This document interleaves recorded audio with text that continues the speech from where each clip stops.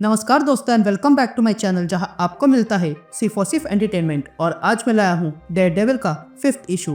तो यार वीडियो पे नए हो तो वीडियो को लाइक कर देना और चैनल पे नए हो तो सब्सक्राइब कर देना। और साथ ही मेरे चैनल पर ज्वाइन बटन स्टार्ट हो गया है तो आप वहां से ज्वाइन कर सकते हो। और उसी के साथ अब आप मुझसे व्हाट्सएप पर जुड़ सकते हो जिसका लिंक मैं आपको डिस्क्रिप्शन में दे दूंगा। तो यार डेयरडेविल के पिछले इशू में आपने देखा कि किंगपिन ने न्यूयॉर्क में जो हो रहा है उसका फायदा उठाना चाहा है, इसलिए वो लेडी बुलसाई को भेजता है ताकि वो डेयरडेविल की हैंड और नॉर्मन ऑसबॉर्न की हैमर के बीच लड़ाई करवा सके, जिसमें लेडी बुलसाई सफल हो जाती है। तो वही दूसरी ओर डकोटा और फॉगी को पता चलता है कि ये सब कुछ किंगपिन की चाल है। तो अब आगे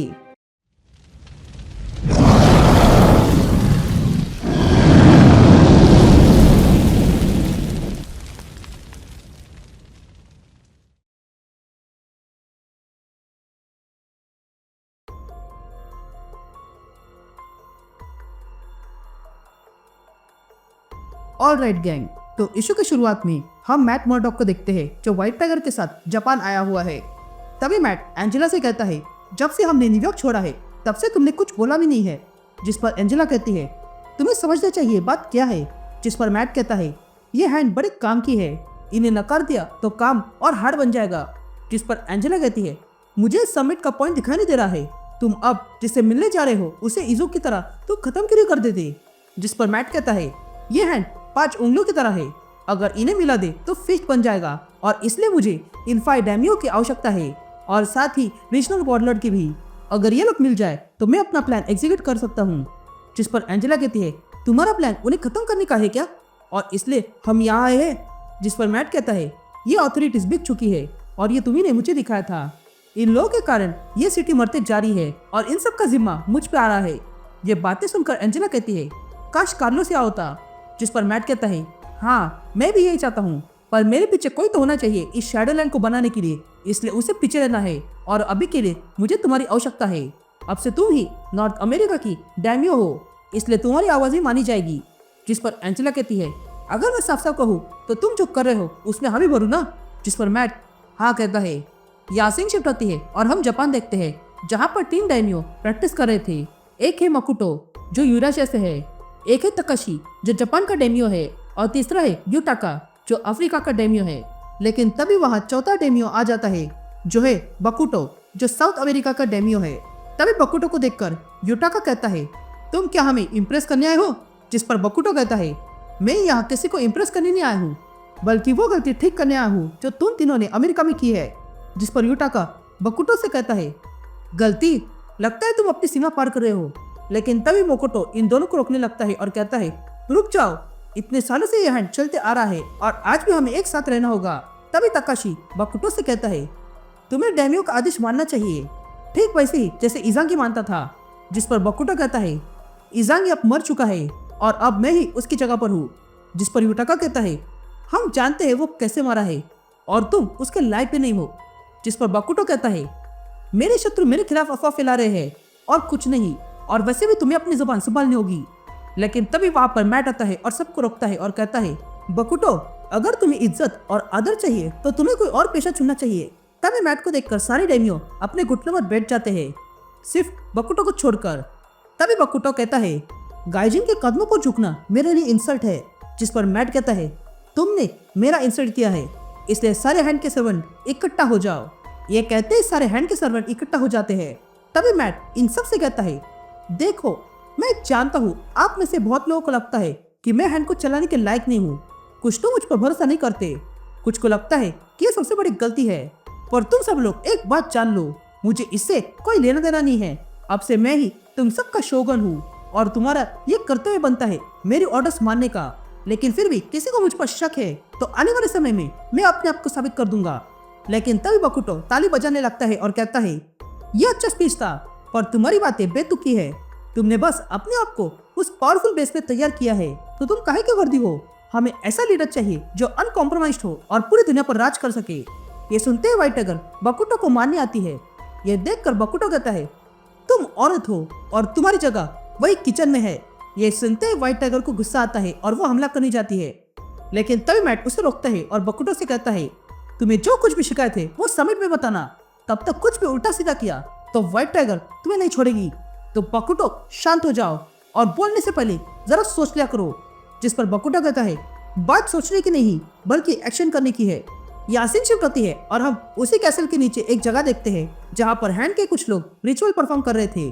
तभी वहाँ पर यूटाका आता है और कहता है, बहुत समय बाद ही शुरू किया है लेकिन अभी भी एक बाधा आ गई है और वो बाधा है बकुटो। ये कहते हम बकुटो को देखते हैं जो कैसीनो में खेल रहा था और जीत जाता है।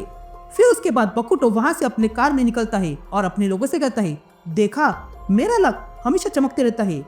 आज भी मैं सब कुछ जीत गया और उस दिन भी मैं टैमे की सीट भी जीत गया था, वो भी इस इसांगी को रास्ते से हटाकर। यह हमला आसान नहीं था। मैं इस इसांगी का दोस्त था पर उसने मुझे कम समझा। मेरे मास्टर्स लड़े लेकिन उसने सबको हराया था और फिर वो आलसी हो गया। उसे लगा कि अब उसे कोई रोकने वाला नहीं है, पर मैंने उसकी गलतफहमी दूर कर दी और जब अंत में वो अपने घुटनों पर था तब उसने मुझसे चाकू मांगा ताकि एक गौरवशाली मौत मर सके। पर मैंने यह करने से बेहतर उस पर थूकना सोचा। मैं भी उसका कभी लेफ्टिनेंट था जैसे कि तुम लोग हो, तो ऐसा कभी करना सोचना भी मत। यहाँ यूटाका अपने लोगों से कहता है, ये बटुकों की लश्त बढ़ती जा रही है और जब तक वो हैंड पर कब्जा नहीं कर लेता तब तक वो शांति बैठेगा। जिस पर यूटाका का साथी कहता है कि अगर ऐसा है तो हमारा अब तक का पूरा खेल बर्बाद हो जाएगा। जिस पर यूटाका कहता है कि हमारा भाई हिरोशी को इसांगी नहीं चुनना चाहिए था। लेकिन तभी वहां पर तकाशी आता है और कहता है, सवाल यह आता है कि क्या हम बकुटो की ताकत को उसके अगेंस्ट यूज कर सकते हैं? हमें और चुप कर बैठना नहीं चाहिए, हमें कुछ ना कुछ करना होगा। जिस पर यूटाका कहता है, शांत हो जा तकाशी, पहले समिट में देखते हैं कि क्या होने वाला है। अगर मैट को उसका असली रूप पता चल गया तब वो बकुटो को रास्ते से हटा देगा। जिस पर तकाशी पूछता है कि अगर ऐसा नहीं हुआ तो? जिस पर यूटाका कहता है, अगर ऐसा नहीं हुआ तो हम इस गंदी मछली को ताक से बाहर निकाल देंगे। यासीन शिफ्ट होती है और हम मैट को देखते हैं जो इन डैमियो से बात कर रहा था। तभी मैट कहता है, पूरी दुनिया बदल रही है लेकिन तुम लोग नहीं, इसलिए तुम लोग मेरे पास आए क्योंकि तुम लोगों ने हैंड को कमजोर करके रखा है। जिस पर तकाशी कहता है, तुम हमें घटिया समझे हो? जिस पर मैट कहता है, तुम लोग पैसों के लिए मरते हो, तुम किसी के लिए भी खड़े नहीं रहते हो, पर मैं तुम सबके लिए एक ऑफर लाया हूँ। न्यूयॉर्क में मेरी हैंड पहले से इंसाफ ला रही है। जिस पर बकुटो कहता है, क्या कहा? जस्टिस? हम हैंड है और हमें जस्टिस की परवाह नहीं है। जिस पर मैट कहता है कि बहुत सारे हैंड की कंपनीज क्रिमिनल एंटरप्राइज से प्रॉफिटेबल है, हमारे पास टाइस, कॉन्टैक्ट और सर्वेंट्स भी है, वो भी पूरे दुनिया भर से। इसलिए मैं कह रहा हूँ कि हम सब इस शैडो से बाहर निकलकर इसी पावर को अपने लिए इस्तेमाल कर सकते हैं ताकि पूरी दुनिया को बदल कर रख सके। ये सुनते ही बकुटो मोटोको से कहता है, देखा ये हम सब की बातें झूठी साबित कर रहा है। जिस पर मैट बकुटो से कहता है, तुम्हें 2 बार सोचना चाहिए। मैंने अपने मास्टर इजू को मारा है जो मेरा अच्छा दोस्त था, तो तुम क्या हो? जिस पर बकुटो व्हाइट टाइगर से कहता है, देखो ये लॉयल्टी की बात कर रहा है जब इसने तो अपने गैंग में औरतों को शामिल करके रखा है। ये सुनते ही व्हाइट टाइगर बकुटो को कहती है, अपनी जुबान संभाल के बात करना। जिस पर मैट बकुटो से कहता है, व्हाइट टाइगर यहाँ पर एक काम की है और रही बात औरतों की, तो तुमने भी कभी इलेक्ट्रा को अपने साथ काम पे लाया था ना? जिस पर तकाशी कहता है, वो हमारी सबसे बड़ी गलती थी और हमने अपने गलती से ही सीखा है। तभी मैट खड़ा होता है और कहता है, हमें अभी और दूर जाना है, इसलिए एक साथ मिलकर काम करते हैं। फिर उसके बाद हम ग्रेट हॉल देखते हैं जहाँ पर सारे हैंड के लोग इकट्ठा हुए थे पार्टी करने। तभी बकुटो वहाँ पर हड़बड़ी में खाने लगता है। ये देखकर मोकोटो बकुटो से पूछता है, इतनी जल्दी क्या है? जिस पर बकुटो कहता है, मुझे यहाँ से जल्दी बाहर निकलना है ताकि मैं अपने ऊपर से भ्रष्टाचार का दाग धो सकूं। ये बातें सुनकर व्हाइट टाइगर को गुस्सा आता है और वो कहती है, बहुत सुन इसकी बातें। लेकिन तभी मैट उसे पुनः रोकता है। लेकिन तभी हम देखते हैं कि अचानक से खाने का एक टुकड़ा बकुटो के गले में अटक गया था, जिसके कारण बकुटो को सांस लेने में दिक्कत होती है और तब उसे हर जगह डीमंस दिखने लगते हैं, जिन्हें देखकर वो पूरी तरह डर जाता है और चिल्लाने लगता है और कहता है, मुझे बचाओ। लेकिन तभी वो डीमन उसके ही दोस्त इजागी का रूप लेकर बकुटो के सामने आता है और कहता है, तुम्हें यहाँ पर बचाने कोई नहीं आएगा, ये तुम्हारा बनाया हुआ नर्क है। ये सुनते ही बकुटो जोर से चिल्लाने लगता है। यहाँ हम बकुटो को देखते हैं जो ऐसे ही हवा पे चिल्ला रहा था। ये देखकर मैट बकुटो के गार्ड से कहता है, इसे यहाँ से ले जाओ और इसका इलाज करो। ये सुनते ही बकुटो के गार्ड्स उसे वहां से ले जाते हैं। तभी मैट व्हाइट टाइगर से पूछता है, ये क्या था? जिस पर व्हाइट टाइगर कहती है कि उसे कुछ बुरी चीजें दिखाई दे रही है। जिस पर मैट कहता है, मुझे यहाँ पर कुछ गड़बड़ लग रही है, ये कहीं ना कहीं इस समिट को डिले करने की चाल है, मुझे इसका पता करना होगा। ये कहते ही मैट डेयरडेविल बन के निकल पड़ता है और फिर सारे गार्ड से चोरी छुपे बचते हुए बकुटो के यहाँ आ जाता है और देखता है कि बकुटो वहीं पर है। तभी डेयरडेविल कमरे में आता है और बकुटो से कहता है, बकुटो हमें बात करनी चाहिए। लेकिन तभी बकुटो को डेयरडेविल की जगह वहाँ पर डीमन दिखाई देने लगता है। तभी डेयरडेविल बकुटो से कहता है, देखो तुम्हारे साथ कुछ गलत हुआ है। मुझे यहाँ पर जहर की स्मेल आ रही है, पर तुम्हारा दिल बहुत तेज चल रहा है। कोई तो है जो तुम्हारे ऊपर मैजिक का इस्तेमाल कर रहा है, तुम्हें उससे लड़ना होगा।